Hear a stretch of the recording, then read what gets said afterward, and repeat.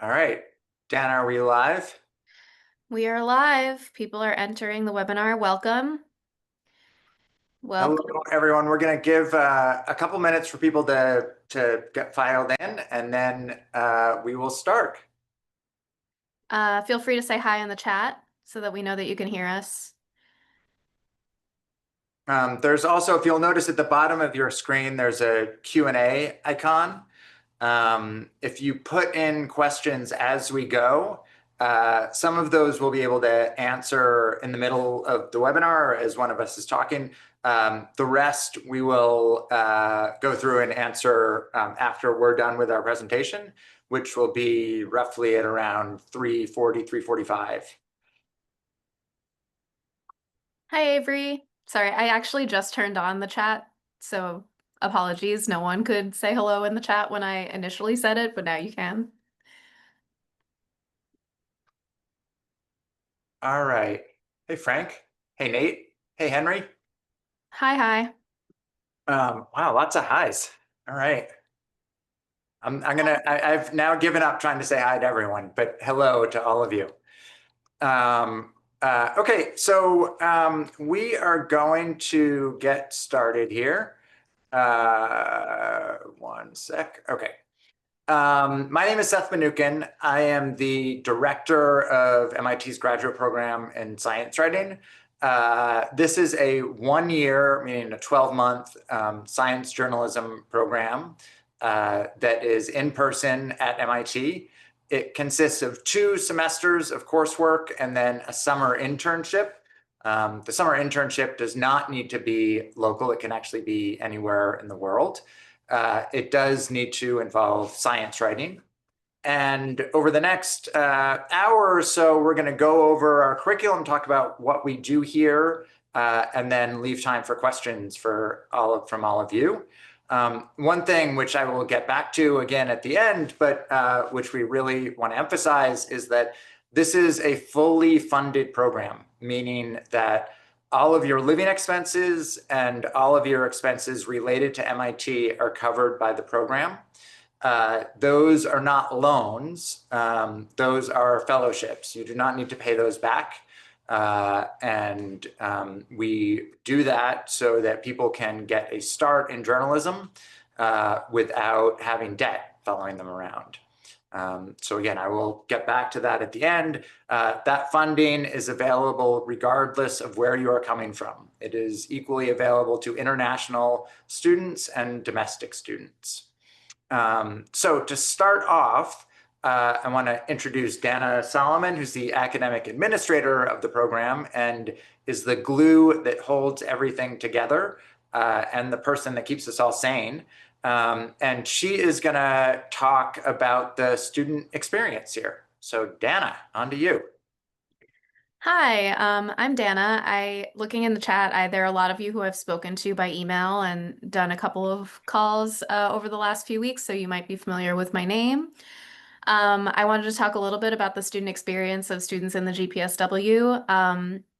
So as Seth was saying, it's a very rigorous 1 year, 12-month program. Um, Students rarely have a lot of time to do things outside of their coursework during the course of the program, but many of them do engage in things like athletics and clubs. We do see people engaging on the MIT campus during their time at MIT. Another thing I always like to touch on when talking about the student experience is that we have a lot of resources at MIT for graduate students. We have a lot of centralized offices through the Office of Graduate Education that offer resources to students who might have specific needs. Maybe they have a family or they're in a unique immigration situation or a unique tax situation. We have a lot of resources for students to be able to engage with, to be able to get their questions answered, especially at the beginning of their time in our program. One thing that I try to place a lot of focus on is the mental health experience of being in the program. It is very draining.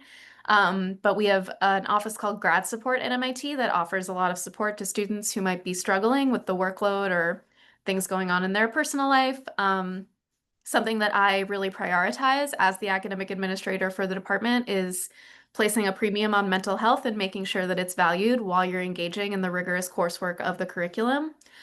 I also wanted to talk about,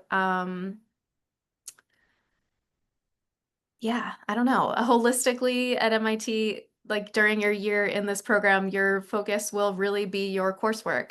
The students' experience is very focused on the cohort. There are 8 students that we accept every year in the cohort, so it's a small program. And you spend most of your time with the people who are in the GPSW. There's also a lot of engagement with the instructional staff, the alumni community, and as I mentioned, some students engage in extracurriculars, but a lot of it is just y'all in the program, the 8 of you. We sometimes get reports of students wishing that they had more time and energy to engage more with the greater MIT community, but you know, it's a lot of class time.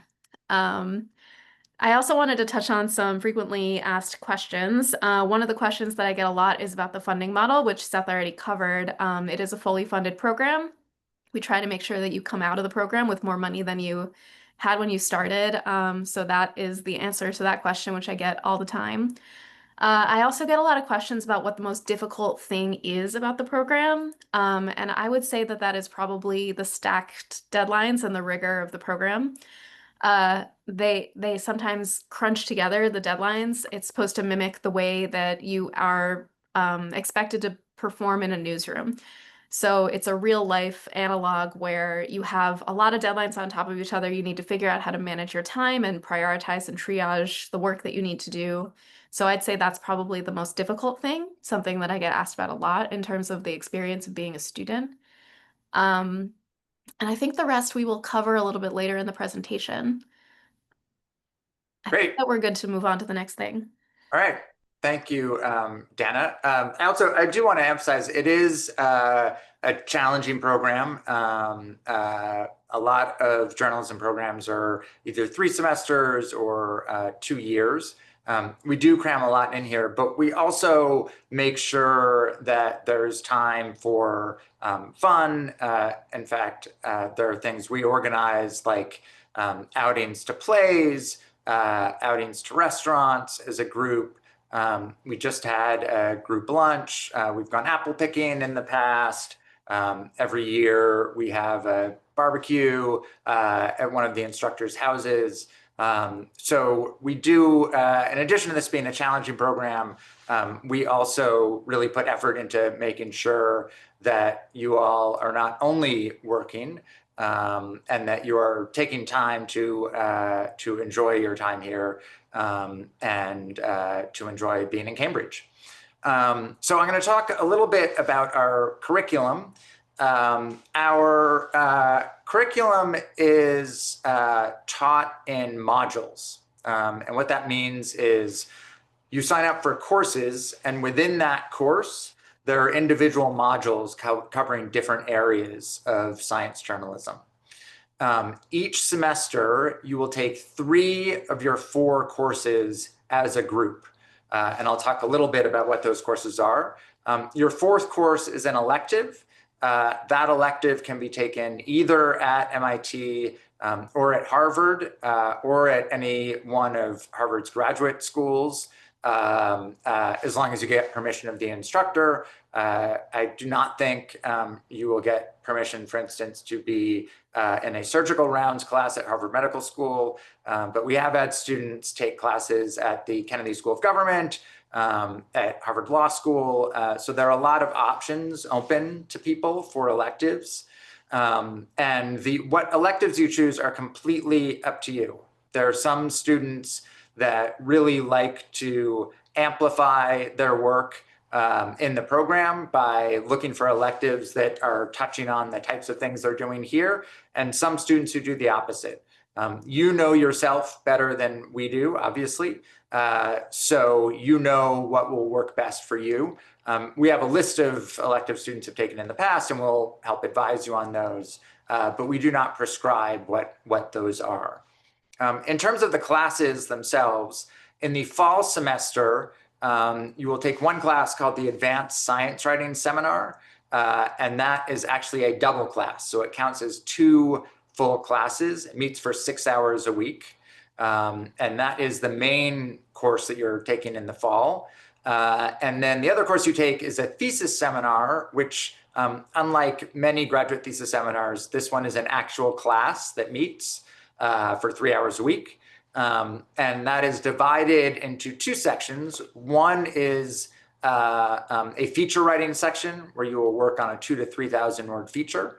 And the other part of that class is starting work on your thesis, which is a 6,000 word long form feature that is due in May. And we'll talk a little bit more about that in a bit. In the fall, the modules that are covered are news writing, podcasting, editing, some investigative journalism. I'm just looking down the list. Numerical literacy, something called the lab experience, which Chris will talk about in a second. We also cover things like freelancing, writing as part of on staff somewhere, how to support yourself as a freelancer. So there are a lot of different topics that we cover, but the main ones are in the fall: opinion, podcasting, news writing, and investigative journalism. And Chris, I think, is going to talk about a couple of those. Chris Couch is the associate director of the program and is also an alum of the program, who is amazing in many ways. And Chris will talk about some of the things that she does here. Yeah, hi everybody. Thank you for being here. Thank you for being interested in our program. So as Seth said, I'm an alum of the program. I graduated in 2015. I'm also a working journalist. And so as many of our instructors are, we have a pretty strong instructor-student ratio. I think we have just under 16 instructors for 8 students.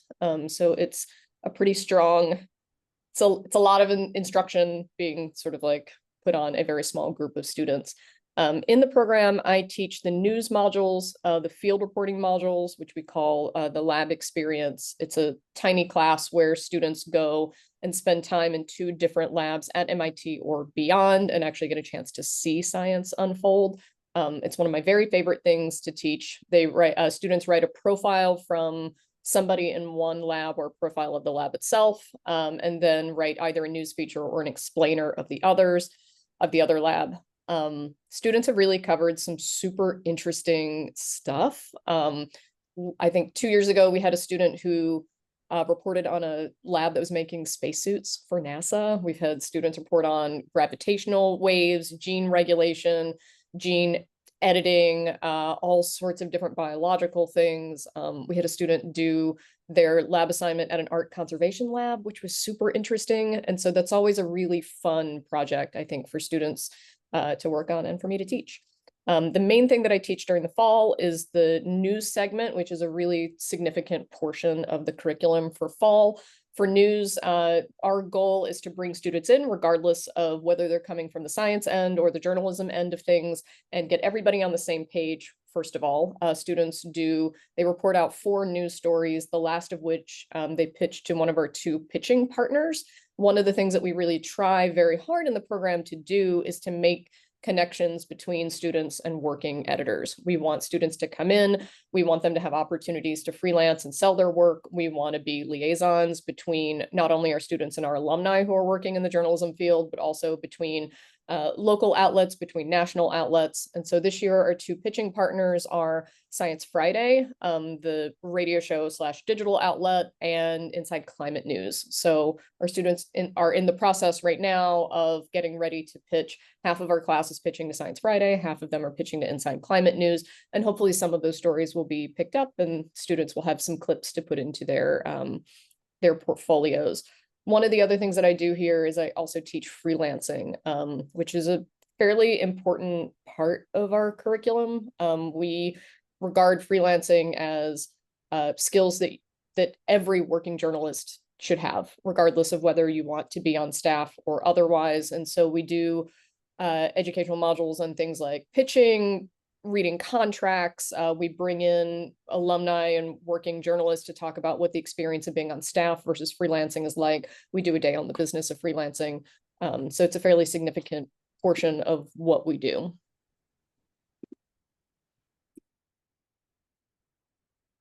Thank you so much, Chris. So I'm going to talk a little bit about some of the other modules in slightly more detail and also some of the instructors we have. So Chris mentioned the number of instructors that we have. One of the reasons for that is that one of our core philosophies is that in order to teach journalism, you need to be actively engaged in journalism. So the woman who teaches our podcasting module, Cynthia Graber, is the co-host and co-founder of a podcast called Gastropod about the science of food, an award-winning podcast called Gastropod. Also a longtime NPR journalist. The person who teaches our data journalism module, Catherine D'Ignazio, runs a data lab at MIT. The person who teaches our investigative journalism module, Sarah Childress, right now is an investigative editor at ProPublica, the investigative outlet. She was hired away from the Washington Post to ProPublica, and before that was an investigative editor and producer at Frontline. The person, Ashley Smart, who teaches op-eds, is the editor of Undark, which is a publication that is created and run out of the Knight Science Journalism Fellowship, which is also at MIT, which I will talk about a little bit later. So we really place a ton of importance on you being involved with and working with and being trained by people who are active in the field. And the reason for that is this is a rapidly changing field. Year to year, there are an enormous number of things that come up in journalism. AI is obviously a big topic now. Another advantage we feel of using the module model for teaching is that it means we can add things to our curriculum or take things out of our curriculum on an annual basis. And almost every year I've been here, we have either added something or taken something away. And that can mean adding 2 or 3 or 4 class sessions about something. It can mean that we give a little more weight to something that students in a previous year indicated they wanted more of. So it allows us to be very reactive and responsive to both trends in the industry and to feedback that we're getting from our journalism students all the time. And from our instructors and from other people, frankly, who are involved in science journalism. I want to also talk about the feature writing portion of the course, which is taught, as I said, through the thesis seminar. And the 2 parts that's divided into is, one is called narrative nonfiction, and that is that 2,000 word, 2 to 3,000 word feature that I mentioned previously. Karen Weintraub, who is at USA Today, has previously been the editor, a science editor at USA Today, dealt with their environmental coverage, was the editor of a lot of their COVID coverage. So a very active journalist. And that is done over 2 or 3 months in the fall semester. And then we start working on what is the capstone of the entire program, the thesis, also in the fall. As I mentioned, the thesis is a 6,000 word story. We also provide funding for you to travel to do thesis research. So at MIT, once classes break in mid-December at the end of the fall semester, they don't start up again until February. And that period from mid-December to the end of February is called IAP, Independent Activities Period. There are some courses that you can take here at MIT, usually not for credit during that period. For a long time in the building where my office is, there was a history of heavy metal course, not the actual heavy metals, but heavy metal music, which was both a lot of fun and very loud. But what our students mostly focus on in January is traveling for their thesis. And we're able to provide between $1,500 and $2,000 for all of our thesis students. And we've had people travel to Hawaii, to Palau, to New Zealand, really all over the world. You're not obligated to travel outside of the US. For some reason, my thesis students often go to cold weather climates. So I've had students go to Yellowstone in January, to Montana, I guess that is Yellowstone, to Michigan in January. So some pretty cold parts of the country. I'm not sure what that says about me. But that is something we also work with you on to set up. You're not just thrown to the wolves, although I did have one student who wrote a thesis about wolves. Everyone is also given a thesis advisor, and that's someone who works with you one-on-one, starting roughly in late October, early November through May when the thesis is due. And the thesis advisors are both drawn from our ranks. So Chris and I both advise theses, but also from the ranks of science journalists everywhere. So if we have a student who's working on a project and we know someone who has a specialty in that area, or we know someone who's a science journalist whose career lines up with what a student's career goals are, we will try and set up that person as a thesis advisor and have a ton of success doing that. So that's a very personal relationship that you will have with your advisor. The only requirement for theses are that they be nonfiction. We have had that question in the past. And that they be 6,000 words. They do not need to be one 6,000 word narrative. We've had a lot of students instead write a series. So 2 3,000 word pieces, 3 2,000 word pieces. We've had students write a chapter of a book. So really anything that you can think of, including like a script to a podcast, a script to a documentary, all of those would qualify for the thesis. The one thing that is different about the spring semester is that the course, the Advanced Science Writing Seminar that counted as 2 courses in the fall is now shrunk down to 1 3-hour course in the spring. And what takes the place of that second 3 hours is a documentary course, a documentary film course. And that includes both short form and long form documentary. And by short form, we really mean like a minute to 2 minutes. And long form, we're talking more about like 10 to 15 minutes, something that you would see on a program like Frontline. Or on PBS, on CNN, a professional grade documentary. And as you can see from that, we cover a huge amount of different areas. We don't expect you to come out of our program being experts in all of them.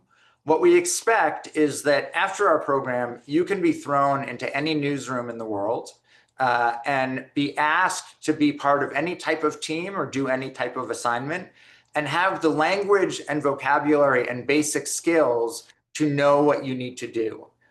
We think that's really important in today's environment, that people are able to do as wide a range and have been introduced to as wide a range of things as possible, so that there are as many types of job opportunities open to them as possible. I want to throw over to Chris about student advising and alumni mentoring. And there's actually something I want to come back to, but I desperately need to get a glass of water before I do that. So I will have Chris talk about mentoring a little bit. So we want you to come out of our program having the skills to move into the direction of the career direction that you want to go in.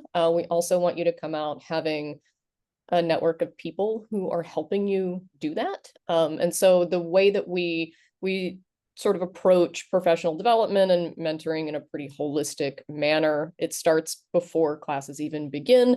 The summer before students enter our program, we set them up with an alumni mentor. That's somebody who's graduated a few years prior or several years prior, who is in the profession that the student wants to be in. So that could be setting up an early career climate journalist with, say, an investigative journalist, that type of thing. We want students to have somebody immediately who's been through our program, who they can talk to, not only about career things, but about just have a support system for getting through our curriculum, because it can be a little intense at times.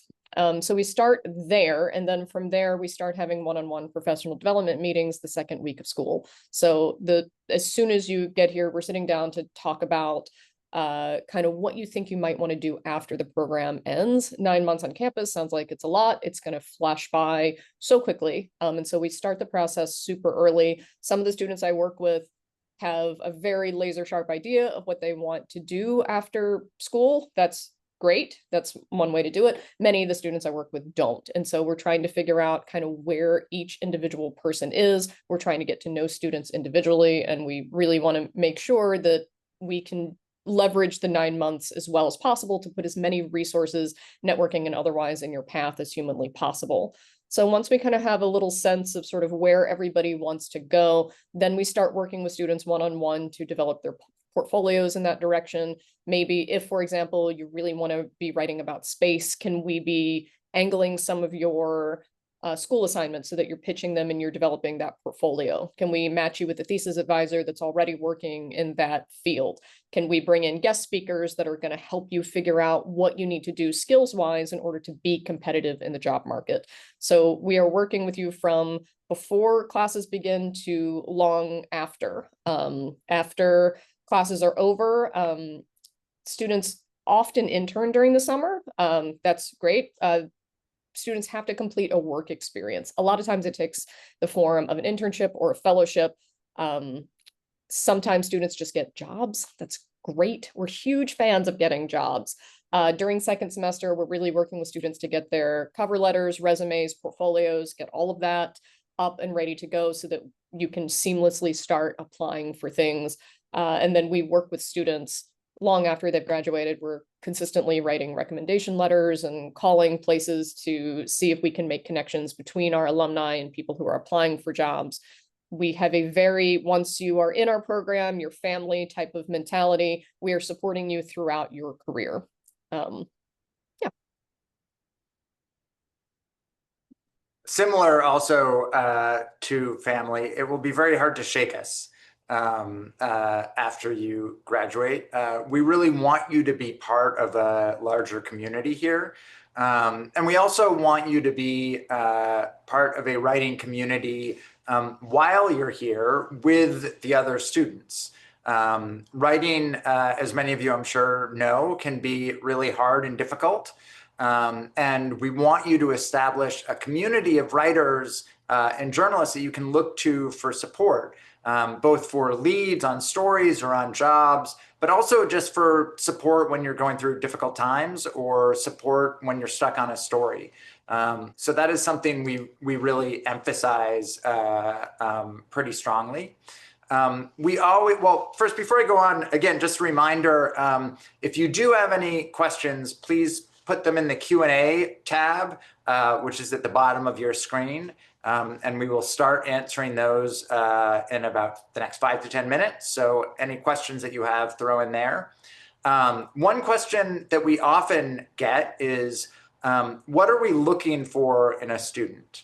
And the things that we're looking for are writing ability, and a previously shown interest in communicating about science. That does not mean that you need to have been a science journalist. In fact, it does not mean that you need to have any journalism experience at all. About half of our students come from an undergraduate major in the arts or humanities, half of them in the sciences. Also, about half of our students come with previous journalism experience. and half don't have journalism experience. We have students, and Chris was one of those students who came here with an enormous amount of journalism experience. And again, some who've never written a news story in their life. One of the advantages of having such a small program and having so many instructors is that we can really work with you no matter where you are coming from and where you're at, as long as we are already seeing an interest in communicating about science and writing skill. We can teach you a lot about journalism in a year. We can't teach you a lot about journalism and the sort of basics of how to be a good writer at the same time. In terms of the age of our students, that also varies. The average age in any given year tends to be mid to late 20s. But we have students ranging from right out of college to mid to late 30s. I'm not sure if we've had a student in the last 5 or 10 years that has been over 40, but it's also totally fine if we do. We actually like diversity in all realms, but including age. We think that that makes for a really good mix of students. And then one other thing I want to talk about that is unique about MIT and that we have here is the Knight Science Journalism Fellowship, which is a year-long mid-career science journalism fellowship. So we think of that as roughly a fellowship for journalists who are where our students want to be in 5 or 10 or 15 years. And we try and do as much as possible with the Knight Fellows. So one of your first assignments when you get here is a profile of one of the Knight Fellows from that year. And we also try and make those matches according to what your interests are and what the fellows are working on. And then there are a number of things, of activities that we do throughout the year with the fellows. So that's another writing community that we really want you to be a part of and start to interact with. I want to jump in and add something. Please, yeah. Over the past 2 years, Undark has also given our students, had an internship opening exclusively for our students over the past couple of years. So over the last 2 years, we've had 2 students who did specifically editing internships with Undark. Both students raved about it. We hope that that relationship continues. Yeah, and editing is something, editing internships are not as common as writing internships. So we're very glad that that's something that we've been able to set up. I've been getting a lot of text on my screen, which were slightly distracting. I'm sure everyone is very excited to know that my daughter just won her flag football game, and so will be in the Super Bowl of her school next week. If anyone was waiting with bated breath for that information, now you know. So I want to come back and end our portion of the presentation again on funding. So as I said, this is a fully funded program. If we accept you, you will get full funding. All of the students that we accept, we want here the same amount. So we do not give some money, more money to one student than another.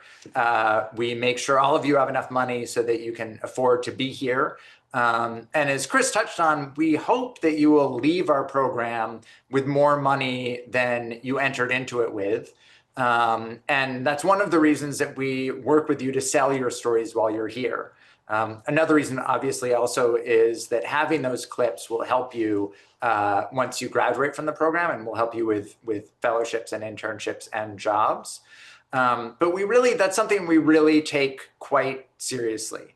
And it is something that Chris has done an amazing job on over the last 5 or 10 years. We did not used to have someone working on professional development. And that has been one of the biggest, I think, improvements of our program over the last decade. So before we open it up to questions, Chris and Dana, is there anything else you want to cover? Yeah, I'd like to cover a little bit about what we look for in the admissions committee, only Oh, because I yep. get a ton of email about this. So specifically, the admissions application has requests a statement of objectives and an essay, a supplemental essay, and then writing samples, and then some recommendations. That's pretty much most of the application. Far and away, without a doubt, the writing samples and the essay and statement of objectives are the most important thing. We care about that far more than we care about what area of science you studied or what brought you to, like, we care about that very, very much. So if you're going to focus your time on an area of the application, that's a good place to do it. Specifically, what we're looking for is strong writing and journalistic skills. We are a journalism program. We get a number of applications that have academic samples. That doesn't really tell us a lot about how you would approach a journalistic type of project. And the more journalistic skills you can show us, the better. There's a section of our website called News and Clips, or Clips and Stories. It is just a running list of work produced by our alumni. That's what we're training people to do. The more you can showcase those types of skills, the better. Every now and then we get somebody who says, hey, I want to write science fiction. That's great. We love science fiction. It's not what we do specifically. There's also a section of our application asking for a thesis idea or two. One of the big things that we get over and over again in applications is we get kind of an idea of a topic, like I want to write about biodiversity, or I want to write about gene regulation, or whatever it is. That's not really a story. So the thing that we're really looking for in that section is how well you've thought through what a long form story would look like. So those are some things to kind of keep in mind if you're planning on applying. Great. So I'm going to start answering some of the questions in the chat. One of the first questions from someone from Kazakhstan who has a passion for science journalism, but not a background in journalism, and who's building their skills through online courses and founding a science journalism discussion group. And the question is, what would you recommend for someone with my background? It's a great, great question.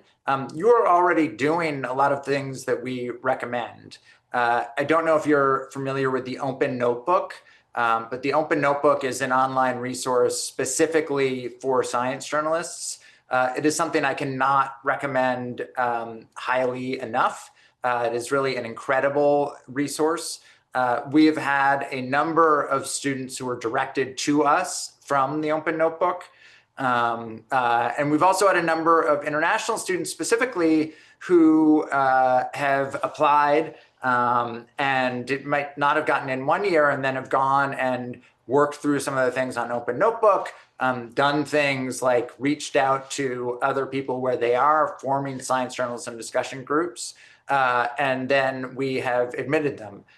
It is not infrequent at all that we will admit a student that might have been waitlisted or not admitted the previous year.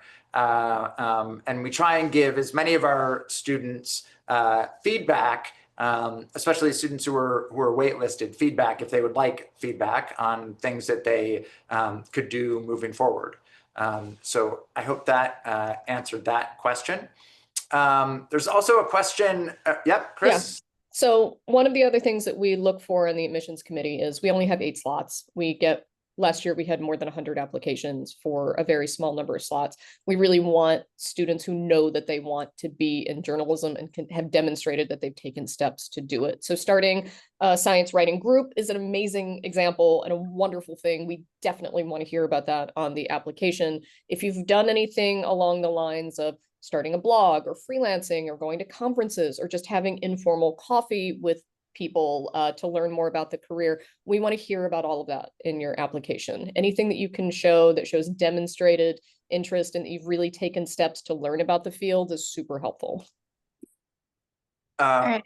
Seth, why don't you let me do some of the Q&A? You've talked a lot. I could talk forever, but do you want to ask the questions and I can answer them? I'll pitch them to one of you Okay. or see if I can handle. So we have a question about Undark. I think that Seth covered this, Seth and Chris earlier. We have someone asking if students have an opportunity to work with Undark. We have had 2 students in the last 2 years work with Undark on editing internships that have been really happy with those internships. We try to take advantage of all of the opportunities we can to allow students to collaborate with the Knight Science Journalism Fellows and Undark, the publication there. And also, I'm not sure, Avery, if this was your specific question, but absolutely, if there are pieces that you work on while you're here that are appropriate for Undark, we will also help you pitch them there. And obviously, we have a little bit of an in there. So in addition to the internships, there are potentially other opportunities to work with them. Yeah. This next question has a bunch of questions. The first one is about support for helping students find internships and jobs and how students go about finding them. I think I'm going to pitch this one to Chris since this is her area of expertise. Yeah, so we start talking about that uncomfortably early, way before students are applying for jobs. So we make sure that there's services for looking over your resume and cover letter, any essays that students have to submit, or writing tests for specific jobs. We work really hard if a student says, hey, I've seen this job, I want to apply for it. If we have an alumni or a connection there, we try and facilitate that. We do a jobs newsletter every couple of weeks that just lets everybody know about the journalism and communications jobs that are open, fellowships, internships, grants, all of that stuff, anything that comes across my radar.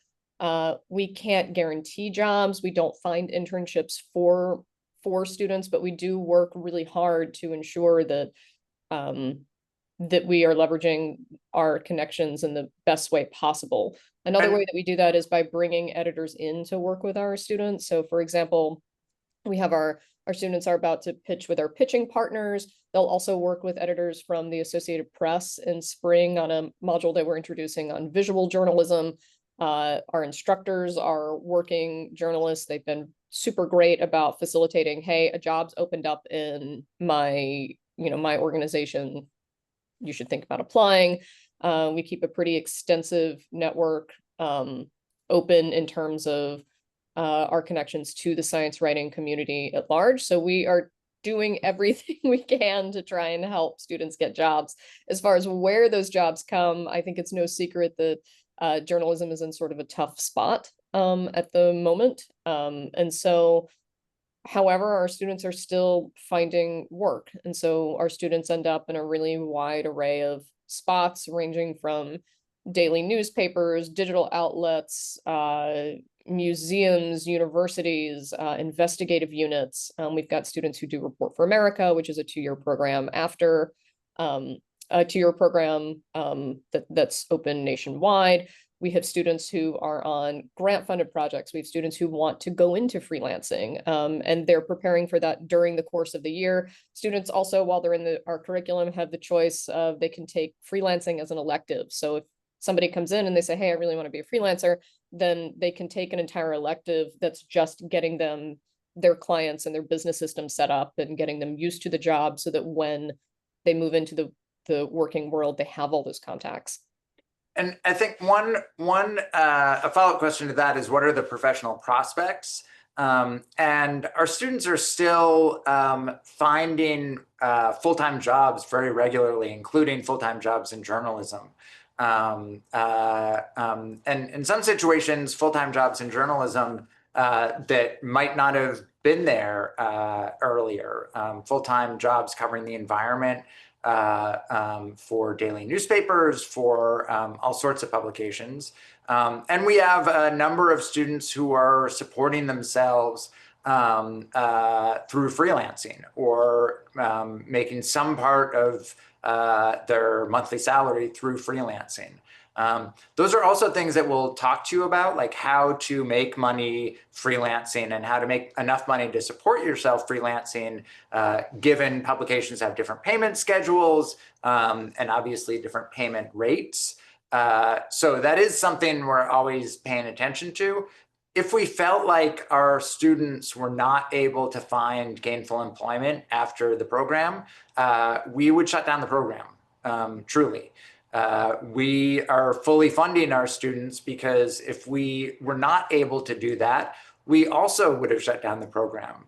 We do not want to be a program that has students come here and spend a year of their life working really hard and then not be able to do what they love afterwards.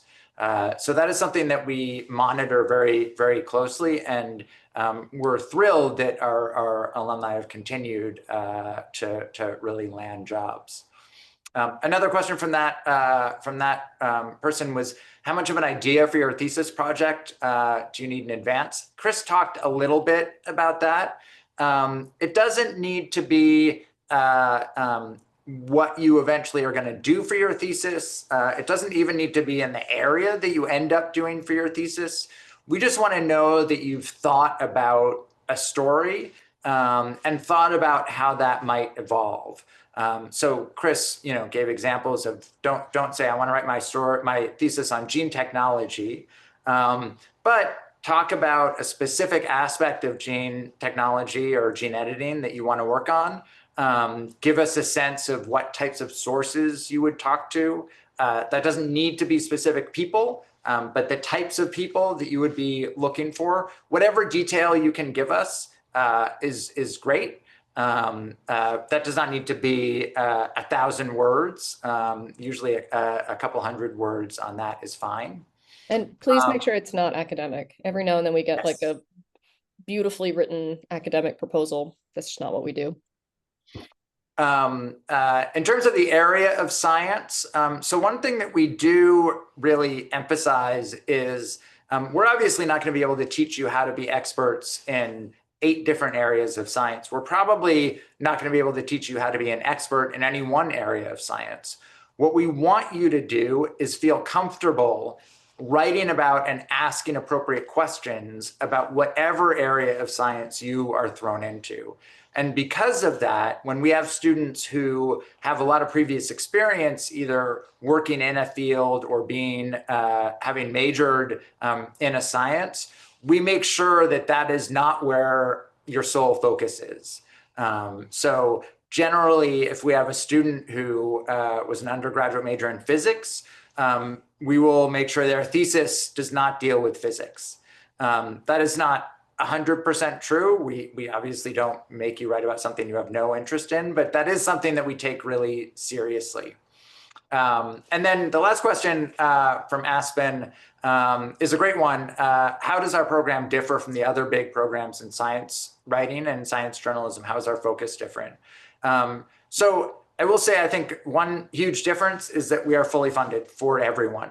I think that makes a big difference, not only obviously financially, but in terms of helping to build a community, because everyone is coming in knowing that they are starting from the same place.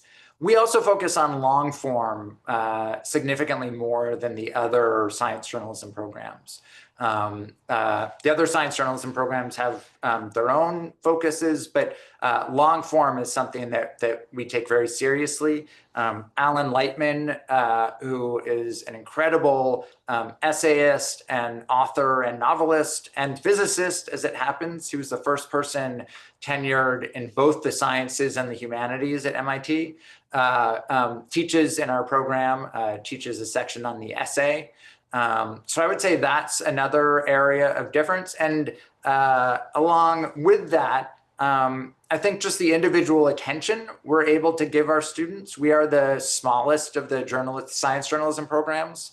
And I think, as Chris mentioned, our 2-to-1 instructor to student ratio is unusual.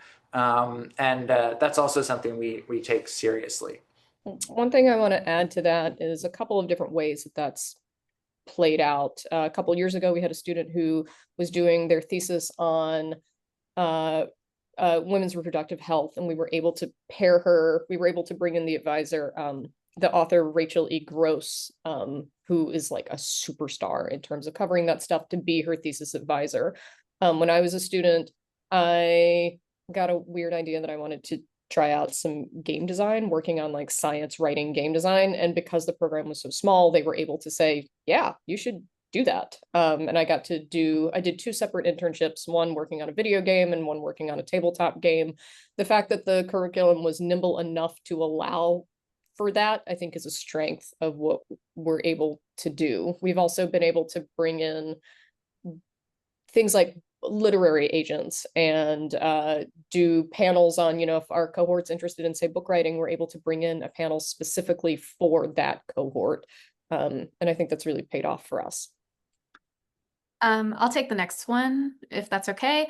The next question is about campus housing. The question is, do most students live in campus-affiliated housing or other apartments in the area? And if there's a difference in terms of access to libraries or other campus resources based on housing? I'd say it's about 50-50. We frequently have students who take advantage of graduate dorms on campus. It's a little bit easier, especially for international students, because there's a lot that's set up for you. There's a lot of access to resources, etc. But there is no difference to access to campus resources if you're in campus housing versus in an apartment. So that's not a concern at all. The only thing that you would have access to if you are living on campus is a meal plan or a dining hall.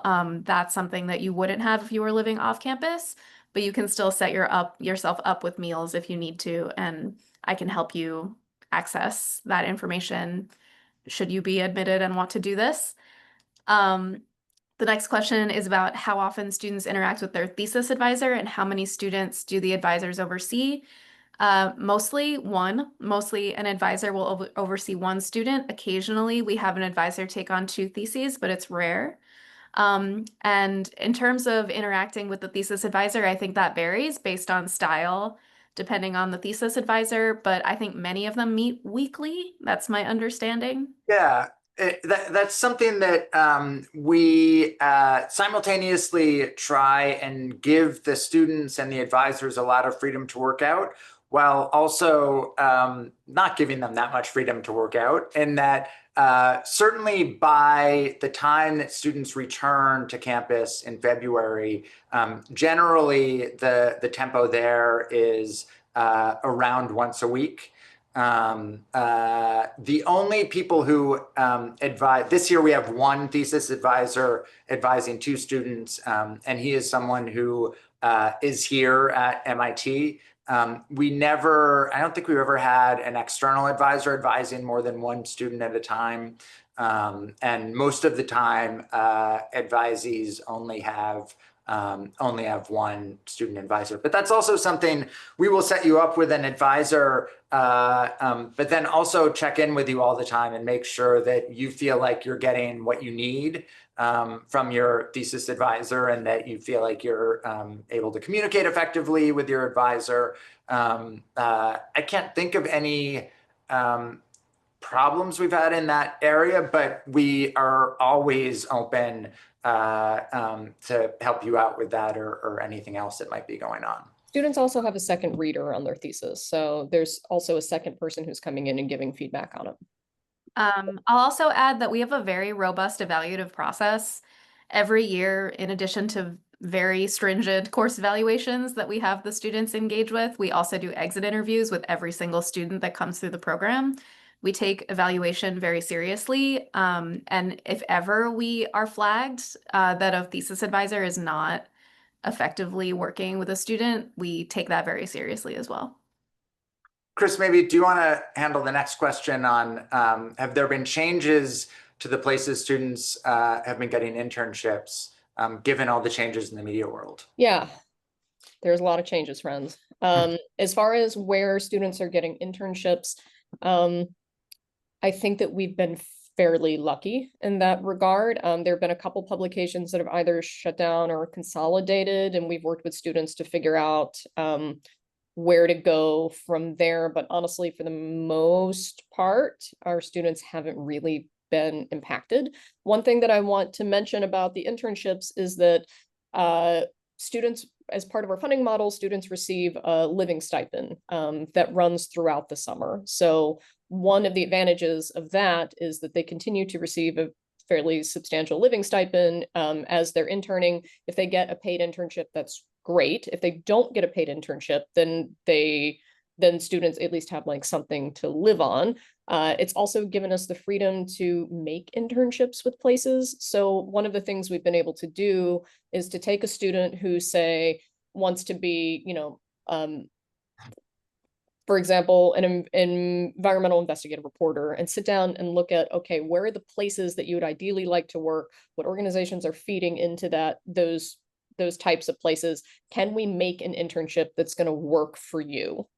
We've had a lot of success making internships in really specific areas. For example, a couple years ago, one of our students wanted to do a long form project biking from the top of the US to the bottom of the US. And we were able to make a long form essay internship with Orion magazine specifically to make space for that type of job. And so the short answer is that for the most part, our students are not being displaced internship wise, even given the amount of flux that's going on in the world. And we've also, for those who have, we've been able to make something that really fits their needs.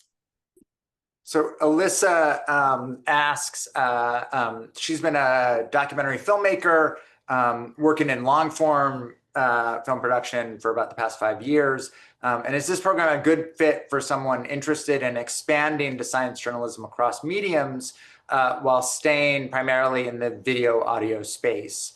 Sure, absolutely. The thing, though, that I do want to emphasize is that all of the students do all of the assignments. So if you come in with 10 years working in a newsroom, you're still going to do the news assignments. If you come in with a lot of experience doing film, you'll still do the documentary assignments. So I think it is a great program for expanding the type of work you do and the different mediums you do work in. But we do just want to make sure that everyone's aware that you are all going to go through the program together. And if I did not answer your question, then hop back in the questions and let me know. We have a question about the writing samples and whether they need to be written articles or can you link to videos you've written and produced. So there is a section on the application where you can provide links to multimedia. We do need writing samples. So they don't need to be articles necessarily. In fact, we have had a ton of applicants and a ton of successful applicants write sort of a sample article specifically for our application. Applicants who might not have a lot of different examples in their own work where they were writing about science for a public audience. And that's fine. You can do that specifically for the application. You don't need to go out and conduct interviews. That's one of the things we'll work with you on. But you do need to show us that you can write about science for a public audience as opposed to a specialized audience. Nate asks if we consider individuals with diverse career aspirations outside of traditional journalism, scientists, future clinicians who have a strong interest in using platform for public health communication. Yeah, we've had students who have gone directly from our program to a PhD program. We've had students who've gone directly from our program to an MD. To get an MD. So yes, we don't say no, if you don't want to do exactly what we all are doing or what our instructors are doing, you can't come here. Most of our students are interested in going into journalism. But as Chris said, we also have plenty of students who go on either by design or because of opportunity and work in other areas of science communication. We have a question about the writing sample. Advice for people writing a new piece specifically for the application and what we're looking for. I think I touched on that a little bit a couple of answers ago. But yeah, really what we're looking for is an ability to communicate about science to the public. And that can be we've had writing samples that have taken something that has been in the news and written about an aspect of that was not covered. We've had students write about their own research. I think a good rule of thumb when writing for a public audience is think about how you would explain what you're working on to your 14-year-old niece or nephew or cousin or son or daughter or flag football star. And write it directed towards someone in 8th or 9th grade. I think that's often a good exercise to get people to really focus on making sure that it's comprehensible to a broad audience. Let's see, Chris, do you want to handle the next one from Amisha? Can you see the questions? Mm-hmm.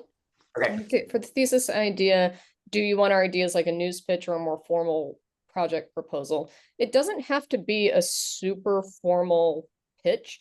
The more elements that you can show that you've thought through, I think are helpful on our end. So when I mention elements, I mean things like having a specific angle for your story, having a sense of what kinds of people you would talk to or what the central question for your story would be. We're really looking in that thesis section, number one, to identify candidates that know what a journalistic project looks like, as opposed to an academic project or some other variety. And we're looking for people who have a sense of story and have really thought out what they want to do. And so we don't need an 800-word pitch or something along those lines, but we do need a couple paragraphs that let us know, I'm going to tackle this topic from this angle. It's important for these reasons. Here are some people I would talk to. Here are the major points I would cover. Anything along those lines is really helpful for the admissions committee. There is a part of this question also that says, where can we see the thesis work of previous students? Previous students' theses are published online. They're on the MIT Library's website in a space called DSpace, which you may or may not have access to. But I believe they are also published to the Comparative Media Studies website. If you search for our alumni, you can find the alumni names on the science writing website. You will be able to find previous students' thesis work to get a sense for topics that previous students have focused on in the past. And to give you a sense of this year, we have students working on mental health issues among Russians who have spoken out against the war in Ukraine. We have a student working on the fate of seed banks at universities or seed development programs when the principal researcher behind them retires or leaves, and whether those are then discarded or whether that research is able to be utilized. Moving on, Chris, what's your advisee working on? My advisee is working on a series on whether New England is prepared for upcoming climate migration. We also have a student who is working on a project where she'll be reporting on among immigrants who are affected by both California wildfires and cuts to wildfire recovery programs. So it's a pretty wide range, but the things that sort of tie them together are that in all cases, there's specific stories with specific characters and a specific angle attacking a broader subject. We have a question about someone who has graduate degrees and experience writing on science, but no experience in science journalism. And the question is, do I stand a chance? Yes, you definitely stand a chance. As I said, only about half of our applicants and half of our accepted students have journalism experience, and an even smaller percentage specifically have science journalism experience.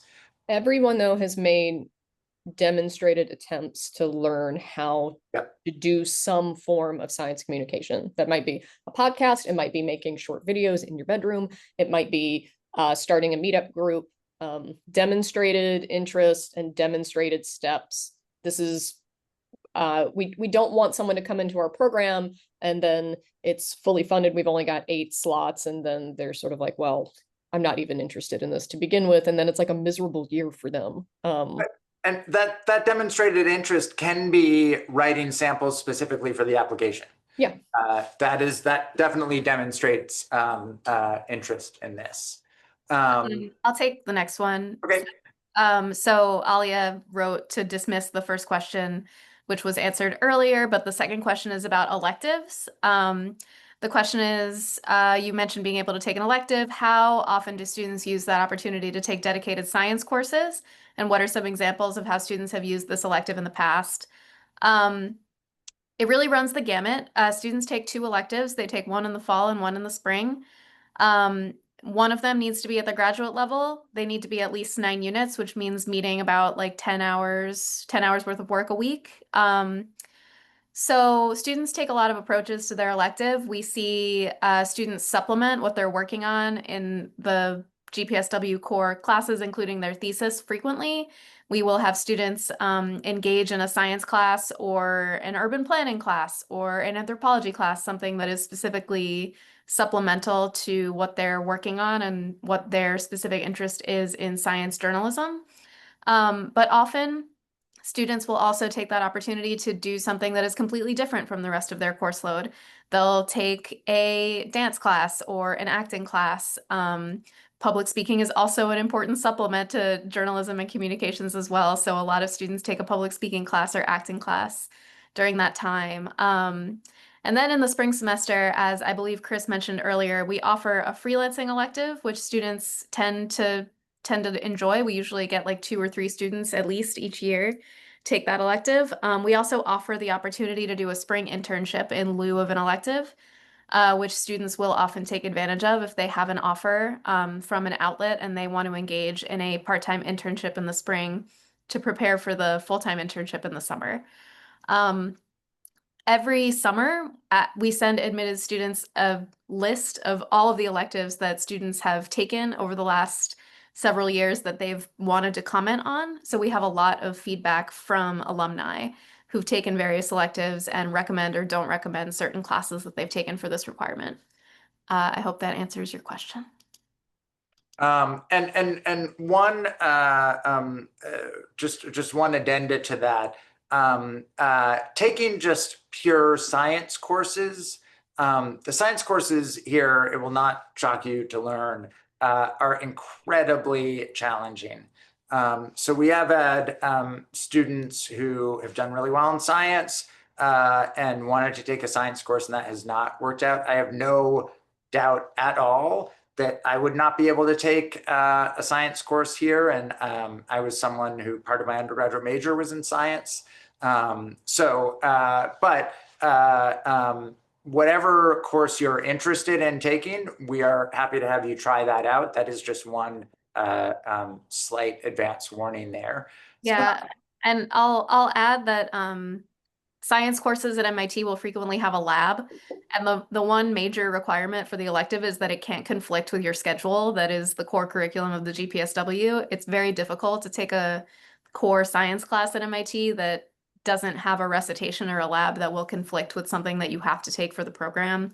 So that can be a challenge. I'm always very discouraging of students who want to take classes that take 6 hours a week or more of their actual in-class time, just because it becomes very challenging with the deadlines, the assignments, and the class time for the program. So I discourage that regardless of whether it's in the sciences or not. I try to, keep it to 4 hours a week or less of in-class time for the elective. One way that our students have kind of gotten around that though is by auditing classes. It's called listener status at MIT. You can be a listener in a class, which doesn't require you to do the work for the class, but you can go to the lectures. There's also just tons of science talks, and I mean, you can't go anywhere in MIT without there being science. So if there's an area that you're really interested in, even if you don't get instruction through a specific elective, I guarantee you there will be clubs and organizations and talks and extracurricular events around that subject. There's an opportunity to get your pirate license, which I think certificate, which involves, what are the three things it involves? Riflery. It's 4 things, Mhm. but it's rifle, archery, fencing, and sailing, but it's for undergrads. Alas, you will be excluded from getting your pirate certificate while you are Yeah, here. you But you can can take still do all of those PE. things Yeah, while you can you're here. take a PE class for sure. They're a little competitive to get into, but you can do it. And the athletic center also offers a lot of opportunities to engage in sports, to take free classes, to get free massages. There's, Seriously? yep. It's yeah, for For students, faculty? it's reduced for employees. It's not for you. It's for students. Yeah, it's okay. We have a question about writing samples. Do they need to be published within the past year or a certain time frame? They don't need to be answered they don't need to be, I'm sorry, published specifically in the last year. More recent is better. If you're sending us stuff that was published a decade ago, you might want to think about writing something on your own. Features are not preferred necessarily over news pieces at all. The writing samples definitely do not need to be over 1,500 words. I think that we say that in total, they should probably be around 5,000 words and definitely under 10,000 words. Is that right, Chris? Am I getting that right? We tend to say that all your writing samples together should not be more than 10,000 words. But there are plenty of people who, if you're sending in 3 writing samples and they're 4,000 words or even 3,000 words combined, that's also fine. More is not necessarily better. We're interested in quality over quantity. And it does not need to be, we do not prefer features over something else. Really, what we're looking for there is again, writing ability, interest in communicating about science, and ability to communicate about science. An ability to explain technical concepts also. Yeah. Sometimes we get samples that are about, a new grant some researcher has gotten that does not include any information on like what the actual science is. That's fine to have as a piece of your writing samples, but we need something in there that showcases that you have an ability to explain technical science concepts. Another question about writing samples, whether book chapters qualify as writing samples. Sure, anything can. I would say not necessarily that less is more, but that more is not more. We've had people send in like 50 pages of writing samples. That's a lot.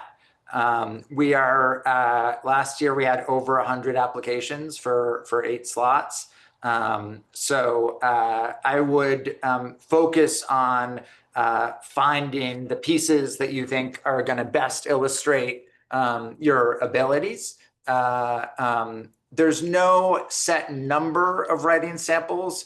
I would strongly recommend it be more than 1 and less than 5 is probably the sweet spot. I would say 3 is about average, but 2 slightly longer pieces are fine.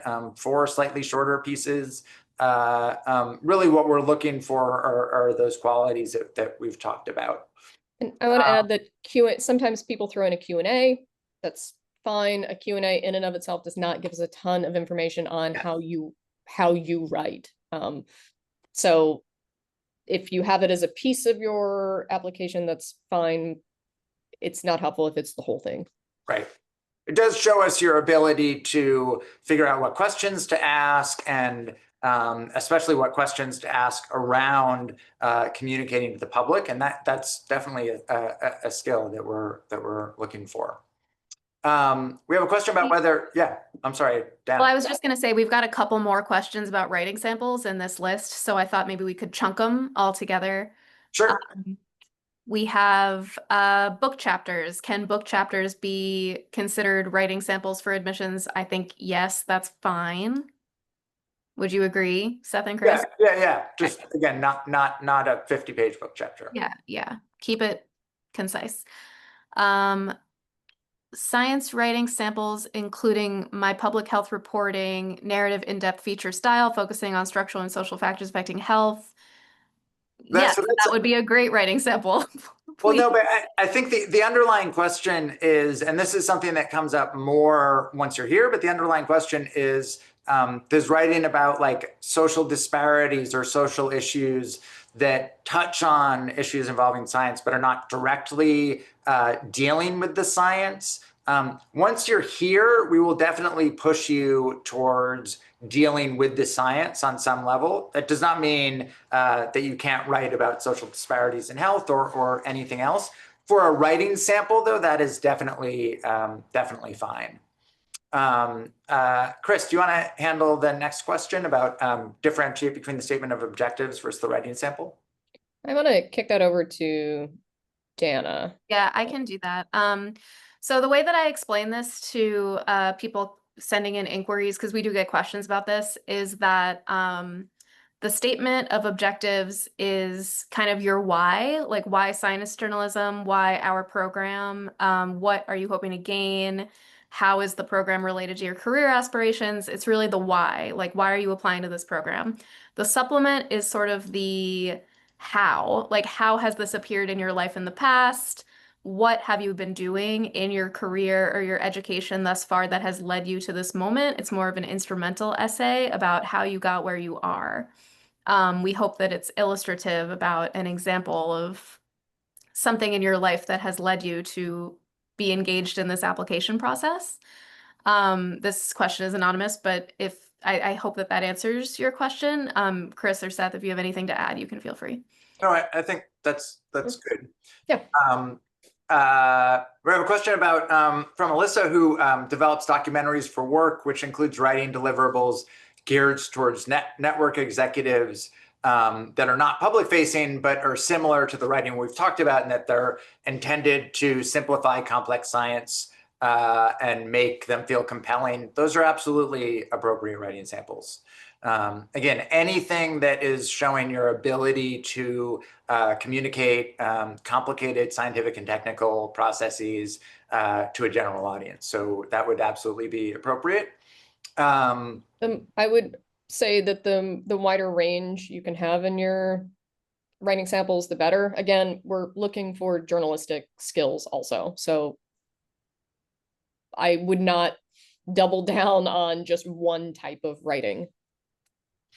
One other thing actually that has not come up in a question, but that is really important. If there's any aspect of your application that you're concerned might be a red flag to us, if you had a year where you just cratered in college, if you've been out of college for a while and have a conspicuous gap in your resume, anything like that, just explain to us why that is. I did not do great in college. We've had a lot of people here who had really significant hiccups at one time or another. That's fine, but let us know. Don't leave us guessing as to why one year you got a bunch of D's or whatever the case is. But we do not. We don't have a GPA cutoff. Really, when we say that what we're looking for is writing skill and interest in science, we're serious about that. And similar to if you're coming from a place where science journalism infrastructure is not what it is here, please tell us. Tell us, I've taken advantage of opportunities that are available in my area, but they've been limited. That's fine. We love to have context for why your application is however it is. A great question about letters of recommendation from someone coming from an academic background who might have primarily researchers or academic advisors writing recommendations and not people who are experts in science communication. That's fine. We want to hear, about what you're like to work with, whether you're responsible, whether you're good at meeting deadlines, all of the types of things that any employer or program would want to hear. We understand if you don't have people who can write recommendations specifically about this aspect of science writing. One piece of advice that I will give, I think Chris knows where I'm going here, is when you ask people to write a recommendation, and this would be not just for this program, but for whatever you do in life, what I would strongly recommend is saying, I want you to write an excellent recommendation for me. If you're too busy to do that, I understand. So give them an out if they feel like they can't write an excellent recommendation, but make really clear that that is what you're looking for, because we have gotten recommendations that have flat out said, this person would be a horrible fit for your program. And that is not the type of recommendation that you want, obviously. So when you're asking people to write recommendations, just confirm that they feel comfortable really promoting you. I think one effective way to do that is to give them an out, like saying, if you're too busy, I understand. There's a question about co-written samples. If you have one co-written sample along with some samples that are just by you, that's probably fine. It's impossible for us to know with a co-written sample what's you and what's someone else. So I would say as long as that is not your only sample, and also if you can explain, like if it's a situation where the other person did a lot of the reporting and you did the writing, or the other person did the editing, or whatever it is, explain to us, if you're sending in a co-written sample, what that co-written process looked like in actuality, as opposed to having us try and guess. We have a question about people who reapply, and is it possible to receive feedback on past applications if you apply and do not get in? Definitely, we have people reapply. We had an incredible student last year. I think it was his third time applying, if I'm remembering correctly. It is not at all common to have students who are waitlisted and then accepted in a future year. We can't always offer specific feedback. We really, we spend a lot of time with our students here. And as I said, we get a lot of applicants, but we try and offer feedback when it's asked to whatever extent we can. I can't guarantee that it'll be a ton of feedback. There was one more question that just disappeared. Was that? Oh. Yes, I answered. I typed it and didn't realize it would disappear. Oh, okay. Somebody asked about if it is okay to submit more than 5 examples as writing samples if they're short and they collectively are under the 10,000 word limit. That's fine. That's fine. But again, I think in putting together an application and in writing for the public, it really helps to have empathy for your reader, by which I mean just think about this from your reader's perspective. And if something's going to appear or feel overwhelming to them, again, as I said, more is not always more. A great question for people who've successfully reapplied: how much of their application has changed? Usually pretty significantly, especially in terms of writing samples. I would say that's one area. But yeah, don't send us the exact same application, because the result will probably be the same. One thing that we see, and this especially happens with some international applicants who are in an area of the world where there's not a science journalism infrastructure, is that we've given feedback about ways that they can get some of that experience and get some of that interaction with people who are actively involved in science journalism. Whenever we give advice or suggestions and then people do that, that's obviously something we really like to see. And we've had a number of applicants over the last couple of years who've been in exactly that situation.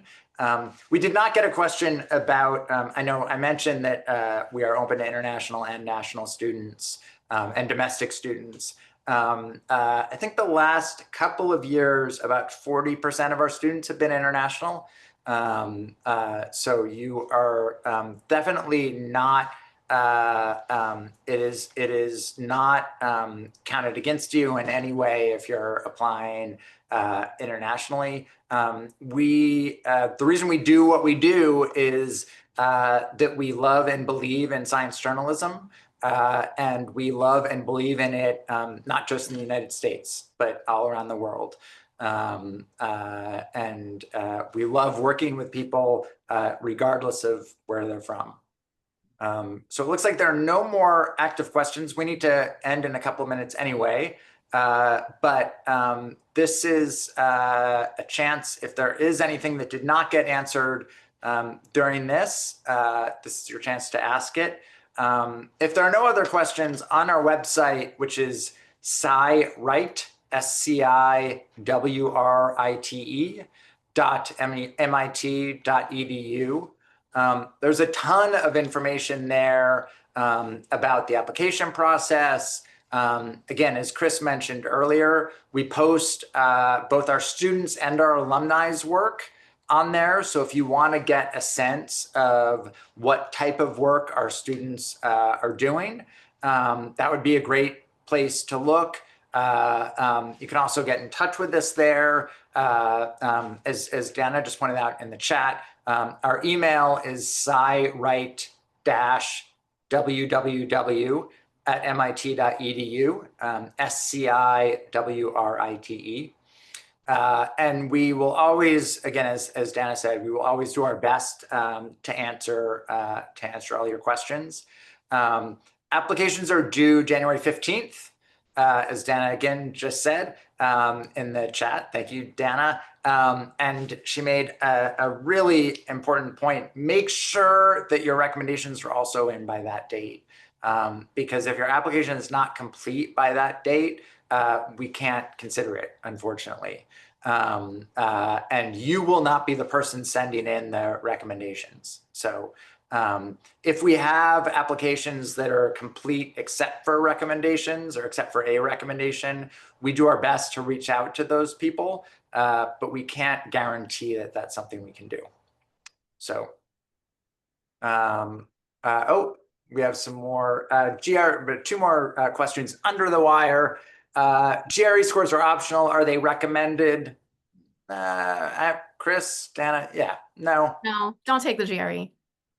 There you go. I guess you need it for another program, sure, but for our program, it's definitely don't take it for our program for applying for our program. If you've got great GRE scores from because you took it to apply for something else, tell us. Yeah. If you have not great GRE scores, don't worry about it. Yeah. Don't tell us, submit them. But yeah. And how heavily do we weigh video content, podcasts, public talks that involve science communication relative to the writing elements of the application? Significantly less, I would say. We don't not consider them at all, but we've had applications that have included some really interesting video or audio clips and not really interesting writing samples. And we really need to see writing explicitly. So this hopefully goes without saying, but if you are using AI for prompts in your application or for anything, please let us know. We consider use of AI without attribution to be the same thing as plagiarism. So I would also just heavily discourage using it at all. We get an increasing number of applications that feel like they are AI assisted writing. It does not play well for the most part. Yeah, I would say definitely do not use it in your writing. You know, to either put something together or polish or edit it. But if you use it in any way, let us know. But Chris is right. We would recommend not using it for a number of reasons, including if you want to use AI to write, you don't need to come to our program. You can just go and use AI. That's not what we're here to do. We're here to teach you how to follow your passion and how to learn about and interact with the areas of science that you're most passionate about communicating. And that is a very human job. So thank you so much to everyone. I know this is a lot of time late on a Friday afternoon. We really appreciate all the questions. Thank you. Huge thanks to Chris and Dana, who, again, are much more important to the program than I am and really make this place run and are just enormous assets in every way. We look forward to hearing from as many of you as possible. So thanks, everyone. Thank you, everybody. Take care.